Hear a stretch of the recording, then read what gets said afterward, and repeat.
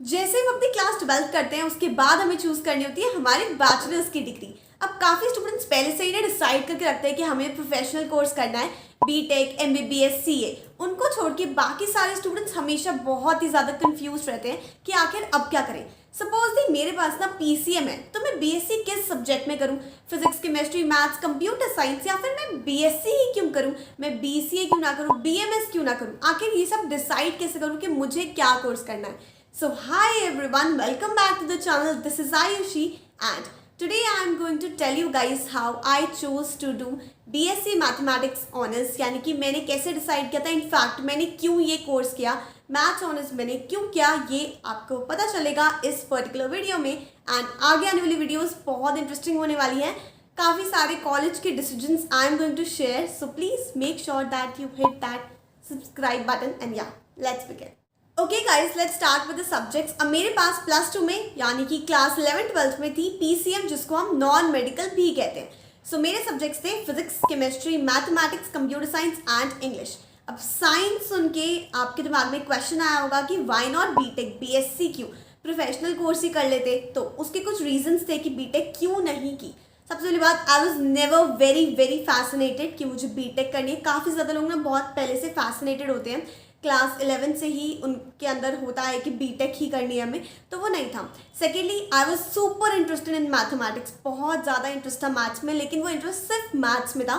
Physics, chemistry ऐसे subjects में नहीं था जो कि मुझे रिक्वायर्ड होते बीटेक वाले पाथ में जाने के लिए। एंड मैथ्स में इतना इंटरेस्ट था that I scored 100 on 100 in mathematics in class 12th, which was due to sheer concentration for mathematics and not other subjects. So second point was that. And thirdly, I got a chance to attend this Inspire Science Camp. अब Inspire के बारे में ना काफ़ी लोगों ने सुना होगा। Inspire स्कॉलरशिप होती है, जो लोग BSc प्लस MSc करते हैं, BSc डिग्री और MSc करते हैं इंडिया से, उनको Inspire स्कॉलरशिप मिलती है, जिसका अमाउंट बहुत ज़्यादा बड़ा होता है। लेकिन आपको अपने स्टेट के कुछ कट ऑफ पार करनी होती है, कट ऑफ को क्रॉस करना होता है, जो कि थोड़ी हाई होती है depending upon your state to state and board to board. तो वो साइंस का कैंप मैंने अटेंड किया, जिसमें बहुत ज़्यादा फोकस दिया गया towards research and pure sciences की कैसे हम प्योर साइंसेस में जा सकते हैं। सो मुझे लगा कि ठीक है यार, लाइक बीइंग अ लेक्चरर और a researcher could be a thing for me. So इसलिए आई थॉट कि या बीएससी कर सकते हैं। तो अभी तक क्या हुआ कि बीटेक साइड हो गया, इसलिए मैंने बीटेक की कोचिंग लगाई ही नहीं। Class 11th-12th I didn't go to any coaching, so BTech तो साइड हो गया। अब थोड़ा सा हिंट आ गया बीएससी का, लेकिन फिर भी इतनी श्योरिटी नहीं थी। एक तो उस टाइम पे ना कुछ यूट्यूब ऐसे कुछ जनरल किसी से हेल्प मिलती नहीं थी, तो बस थोड़ा थोड़ा सुना हुआ था, उसी के थ्रू हम लोग चलते जा रहे थे। सो बस हम चल दिए ट्रेडिशनल वे से ही। पेरेंट्स ने बताया कि दिल्ली में ना एक यूनिवर्सिटी है, दिल्ली यूनिवर्सिटी, जहाँ पर 2 कैंपस होते हैं, south campus and north campus, and वहाँ पर 3 डिग्रीज कराई जाती हैं, बीएससी, बीए, बीकॉम, एंड काफ़ी सारे स्टूडेंट्स इन कोर्सेज के लिए एनरोल करते हैं। अब कैसे जाना है? सिंपल है, बोर्ड्स में जो आपके मार्क्स आते हैं ना, जो कट ऑफ होती है, उसके बेसिस पे आपको एडमिशन मिलता है। इतने सारे कॉलेजेस हैं आयुषी, कहीं ना कहीं तो एडमिशन मिल जाएगा। तो ठीक है, बोर्ड्स पे फोकस करना है, दैट्स इट। लेकिन अब वैसे मैं बता दूं, दिल्ली यूनिवर्सिटी में अब किसी को अगर एंटर करना हो बैचलर्स के लिए, तो पूरा सिस्टम चेंज हो गया है। आपको एक एंट्रेंस देना पड़ता है CUET का, बस एंट्रेंस दो एंड उसके बाद you can take an admission. But मेरे टाइम पे इट वॉज बोर्ड्स की जो कट ऑफ, यानी कि जो परसेंटेज आती थी ना, उसके बेसिस पे एडमिशन होता था। स्टोरी में आगे बढ़ने से पहले आई वांट टू आंसर अ पढ़ाई से रिलेटेड क्वेश्चन। सो जितनी भी नॉलेज हम स्कूल, कॉलेज, इंस्टीट्यूट्स और यूट्यूब वीडियो से गेन करते हैं, उसकी रियल एप्लीकेशन तब होती है जब हम सेल्फ स्टडी करते हैं। अब सेल्फ स्टडी करते टाइम ना हम कई नई चीज़ें सीखते हैं एंड बहुत बारी स्टक भी हो जाते हैं, जिसके बाद 2 चीज़ें होती हैं, या तो हम एक पर्टिकुलर टॉपिक पे बहुत ज़्यादा टाइम दे देते हैं, नहीं तो हम उसको स्किप ही कर देते हैं। एंड उस मोमेंट पे हमें लगता है काश कोई टीचर इसी मोमेंट पर अवेलेबल होता हमारे क्वेश्चंस को आंसर करने के लिए। अब एक टीचर तो हमारे लिए हर वक्त अवेलेबल हो नहीं सकता, इसलिए to make your each self study session fruitful and effective we have this app known as Filo. अब अगर आपको किसी टॉपिक या चैप्टर को समझना है या फिर किसी क्वेरी का इंस्टेंट सोल्यूशन चाहिए, तो you can use this Filo app where you can connect with a tutor live within 60 seconds at any time of the day. Now, this is going to be a one-on-one learning where you can ask unlimited questions and you can choose any topic that you want to learn. Thus, this is the most effective personalization that can happen for any student. So, अगर आप अपने board exams की तैयारी कर रहे हैं या फिर जेई और नीट की प्रिपरेशन कर रहे हैं, तो आप इस ऐप को यूज़ कर सकते हैं। Also, if you're ready with your preparation, then there are unlimited free mock tests that you guys can give. Isn't that amazing? So go and download the Philo app now, and you can use the link which is given in the description box below. So अब ये decide हो गया कि BSc degree करनी है and university भी समझ आ गई, दिल्ली में ही है, दिल्ली यूनिवर्सिटी। अब आता है सब्जेक्ट का सिलेक्शन, कौन से सब्जेक्ट में करनी है। Physics, chemistry, mathematics, statistics, computer science और इंग्लिश, 6 सब्जेक्ट्स मेरे ऑप्शंस थे, राइट। अब फिजिक्स और केमिस्ट्री में आई नो कि मैं नहीं कर पाती, क्योंकि आपको वो सेम सब्जेक्ट को 3 साल के लिए पढ़ना है एंड कोई भी ऑनर्स डिग्री करने जाओगे सिर्फ वही एक सब्जेक्ट आपको पढ़ाया जाता है 3 साल के लिए। मैं यहाँ पे आपकी BSc फिजिकल साइंस यानी कि जनरल डिग्री की बात नहीं कर रही हूँ। किसी भी ऑनर्स डिग्री में 3 साल तक आपको वही सब्जेक्ट पढ़ना होता है। सो आई गॉट टू नो कि फिजिक्स नहीं होगा एंड केमिस्ट्री में नहीं होगा। अब इंग्लिश की बात आती है, तो इंग्लिश को I can't study as a subject. English में एक मीडियम की तरह पढ़ सकती हूँ, लेकिन सब्जेक्ट नहीं। इंग्लिश भी कैंसिल हो गया, बचा क्या, मैथ्स बचा, स्टैटिस्टिक्स बचा एंड कंप्यूटर साइंस बचा। इन तीनों में मैं इक्वली इंटरेस्टेड थी, क्योंकि मेरा हमेशा से तीनों सब्जेक्ट्स में मैथमेटिक्स, स्टैटिस्टिक्स और कंप्यूटर साइंस में इंटरेस्ट रहा है। बट कंप्यूटर साइंस में मुझे लगा कि इतना एक्सेप्टेबल नहीं होगा जितना कि मैथमेटिक्स और स्टैटिस्टिक्स होगा, क्योंकि वहाँ पे सिर्फ कोडिंग है। यहाँ पे मैथ्स और स्टैट्स में क्या पता मुझे थोड़ा एप्लीकेशन भी पढ़ने मिल जाए, यानी कि पहले मैं अपना पूरा मैथ्स और स्टैट्स में इंटरेस्ट वाला पढ़ूंगी एंड उसके साथ साथ if I can do coding. Computer science में गई तो सिर्फ कोडिंग एंड कोडिंग हो जाएगा, तो इसलिए कंप्यूटर साइंस साइड कर दिया।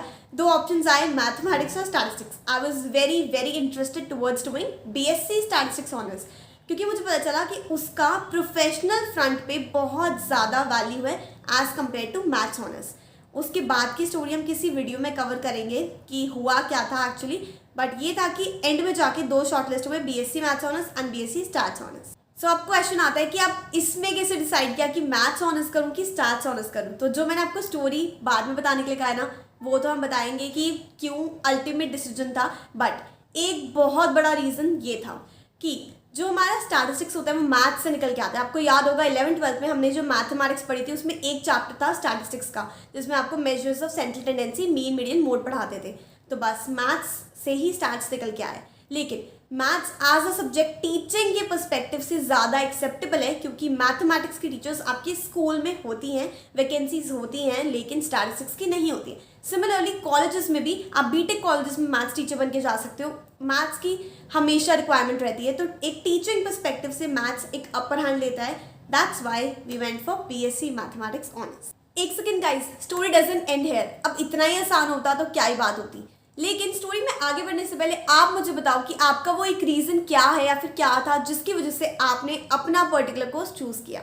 सो अब क्या हमारा डिसाइड हुआ था कि हमें करनी है BSc mathematics honours Delhi university से, लेकिन वो चीज़ किस पे डिपेंडेंट है, कट ऑफ पे। एंड रिजल्ट कब आएगा, कट ऑफ कब आएगी, बहुत ज़्यादा अनसर्टेनिटी थी कि होगा कॉलेज में, नहीं होगा, अगर होगा भी तो कौन से कॉलेज में होगा, अच्छा कॉलेज मिलेगा या नहीं मिलेगा। बाय द वे इसका रिजल्ट मैं बता देती हूँ। सो मुझे मिला था श्री वेंकटेश्वर कॉलेज यानी कि वेंकी, एंड ये पहली बार में नहीं मिल गया था, मैंने चेंज करवाया था, ठीक है। तो श्री वेंकटेश्वर कॉलेज मुझे मिला था एंड ये इसलिए हो पाया था क्योंकि मेरी जो बेस्ट ऑफ 4 थी, बाय द वे एडमिशन्स पहले होते थे आपके बेस्ट ऑफ 4 के परसेंटेज के बेसिस पे, वो मेरी बेस्ट ऑफ 4 इन्हांस हो गई थी क्योंकि मेरे मैथमेटिक्स में आए थे 100 on 100। एंड किसी को भी अगर BSc मैथ्स ऑनर्स करनी है तो ये चीज़ याद रखना कि आपके पास क्लास 12th में मैथमेटिक्स होनी चाहिए एंड उसको आपको इंक्लूड करना पड़ेगा इन योर बेस्ट ऑफ 4, ठीक है। तो ये पूरा सीन था, बहुत ज़्यादा अनसर्टेनिटी हो गई। एंड अब आती है एक और रोल, वो ये था कि सबने बोलना शुरू कर दिया कि साइंस का बच्चा है और भी एंट्रेंस दिलवाओ, साइंस के लोग बहुत ज़्यादा एक्सेप्टेड होते हैं हर फील्ड में। तो अब आती है एक और नई चीज़। सो अब एक कोर्स का नाम सामने आया जिसका नाम है BMS, bachelors of management studies.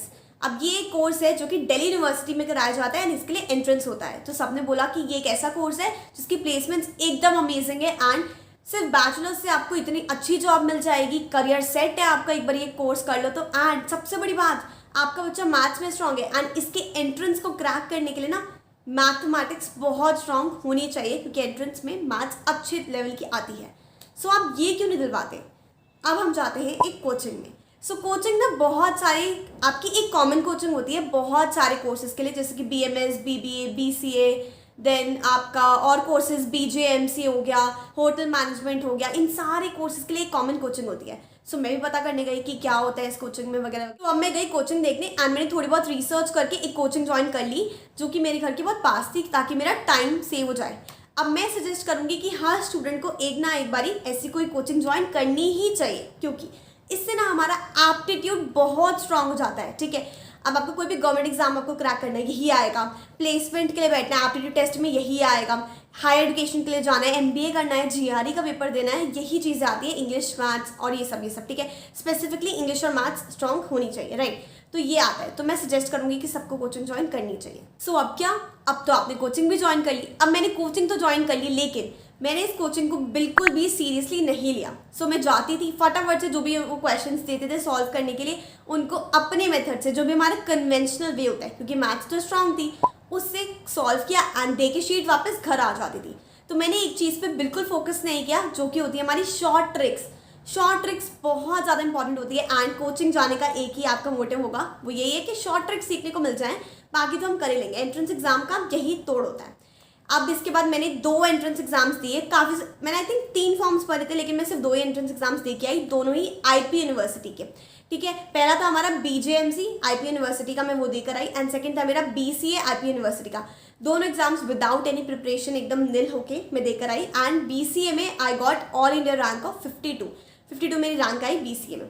चलो ठीक है, इतना तो हो गया कि 2 एंट्रेंस एग्जाम्स दे दिए, लेकिन माइंड में वही चल रहा था अभी भी कि आयुषी इधर क्यों जाना है डिग्रीज में, जबकि आपके पास आपका कन्वेंशनल पाथ है, which is BSc mathematics honours. आपने एक सब्जेक्ट था मैथ्स, वो चूज़ किया, बीएससी मैथ्स ऑनर्स आप करोगे दिल्ली यूनिवर्सिटी से, इतनी टॉप यूनिवर्सिटी से, बस। लेकिन वो माइंड में जो अनसर्टेनिटी थी ना कि होगा या नहीं होगा, अच्छा कॉलेज मिलेगा या नहीं मिलेगा, वो आई नो सबको होती है, एंड वो मुझे भी थी। इस वजह से मैंने ये एंट्रेंस दी एंड इनको दे के छोड़ दिया विदाउट एनी मोटिव कि मेरे को ये करने हैं। बस एक तो थोड़ा मुझे लग रहा था कि अच्छा हो सकता है मेरे लिए करना, विच वॉज बीएमएस, लेकिन गेस व्हाट, तो बीएमएस का जो एंट्रेंस एग्जाम होता है उसमें तो मैथमेटिक्स आती है, एंड वो तो बहुत इंटरेस्टिंग है क्रैक करना, उसके लिए प्रिपेयर करना। लेकिन व्हाट आफ्टर दैट, जब मेरा एडमिशन हो जाएगा, सपोज अगर हो जाता है बीएमएस में, तो मुझे क्या पढ़ना होगा। मैंने वो सब्जेक्ट्स देखे, तो मुझे समझ आया कि ये मेरे इंटरेस्ट के सब्जेक्ट्स तो नहीं है। ठीक है, लेकिन अभी भी इसके बारे में मैं सोच ही रही थी, तब तक हमारा रिजल्ट आ गया। ठीक है, बोर्ड्स का रिजल्ट आ गया, एंड आई गेस कुछ क्लैरिटी मिल गई थी। आई थिंक कि ऐसा मेरे को एग्जैक्टली याद नहीं आ रहा कि बहुत 5 साल पुरानी बात है। ठीक है, लेकिन ऐसा कुछ हो गया था कि मेरा बीएससी मैथ्स ऑनर्स में ना सिक्योर हो गया था, ऐसा कुछ हुआ था।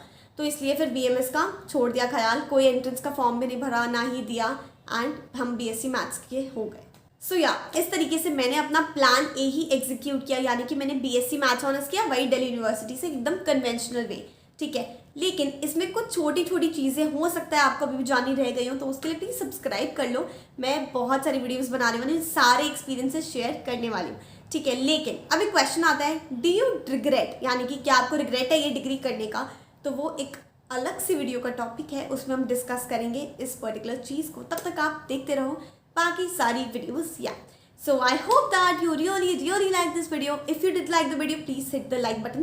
ठीक है, ऐसी और वीडियोस देखनी है तो सब्सक्राइब कर दो। अगर मुझसे पर्सनली 1-on-1 बात करनी है, अपनी कोई भी डाउट को सॉल्व करवाना है, उस केस में you can get on a 1-on-1 mentorship call with me, जिसमें मैं आपको 15 मिनट 30 मिनट आपकी प्रॉब्लम को सुन के एक पर्सनलाइज सोल्यूशन देती हूँ। उसका लिंक मैंने डाल दिया है डिस्क्रिप्शन बॉक्स में, तो जाकर देख लेना। एंड इंस्टाग्राम पे भी जाके फॉलो करो यार, बड़ा मस्त कॉन्टेंट डालने वाली हूँ। बस इतना ही था आज की वीडियो में। I hope that you will come back, and या बाय बाय, सी यू।